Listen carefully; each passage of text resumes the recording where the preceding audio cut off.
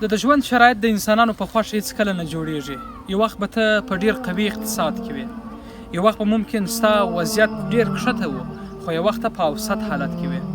په داسې حال کې چې ته په هر حال کې وې، تا ته یو ځای د الله تعالی جل جلاله د مهربانۍ تر څنګ تا ته الله عز وجل انساني قوت درکړی دی.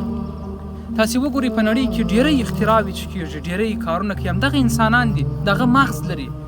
هېڅکله هغوی ځان ته او خاصه ځانګړتیا نه لري چې د یوې بلې سایرې څخه راکښته سوي یا د یوې بلې سایرې څخه راغلي وي.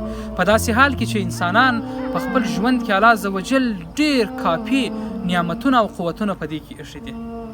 نو د دې پر ځای چې ژوند ته خاتمه ورکړو یا مثلا موږ وایو موږ ژوند ته تسلیم یو، راځئ تر تسلیمۍ وړاندې خپل بندګي وس خو وکړو. خو که تکلیف تیر سي، د تکلیف یو وزم حتمي هم په دې دنیا کې هم او په هغه دنیا کې شته. راځئ قدم واخلو او مخ ته ولاړ سو. سلام علیکم.